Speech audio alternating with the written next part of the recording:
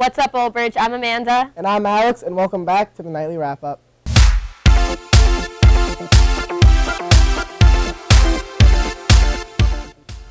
Many of the GMC tournaments are underway, and the spring season is getting close to the end. Yep, the softball team is 10-6 after beating Edison on their senior night Tuesday. They have been led by the pitching of Megan Dowdell and Miranda Wade. The offense has been led by Taylor Torrey, who, in the words of one of her teammates, can bomb the ball. The boys' tennis team continues to roll. They beat North Brunswick this week after a strong GMC tournament last week. In the GMC tournament, they had two players make it to the semifinals, and freshman Justin Chong made it to the finals before losing a 2.5-hour three-set marathon. The baseball team is currently 15-2 and in first place in the Red Division, ranked second in Group 4 and 7th in the state.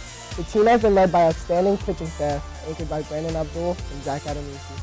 The golf team landed the 7th seed in the GMC tournament next week and qualified for the state sectionals after beating South Brunswick in impressive fashion, 159-173.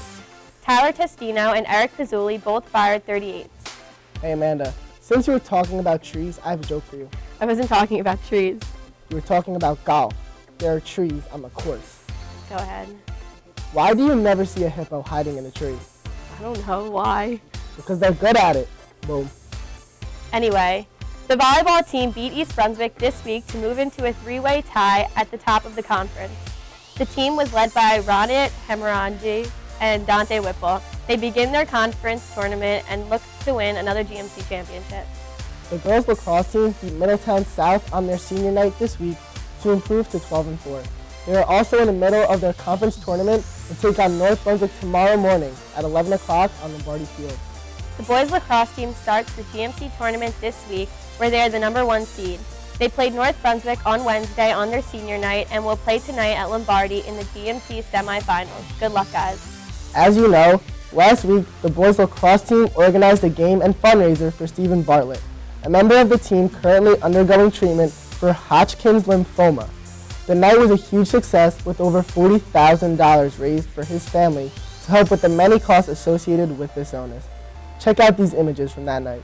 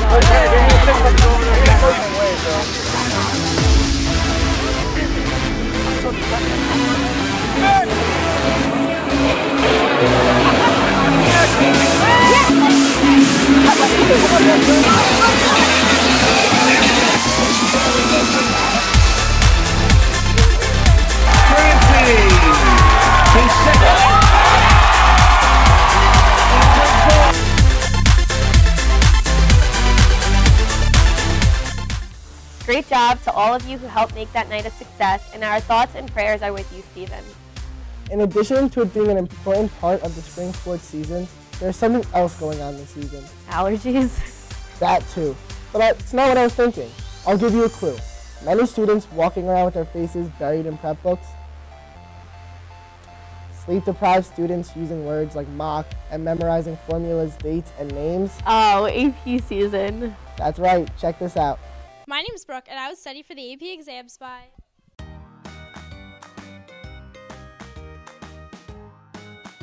What's your name and how many APs are you taking?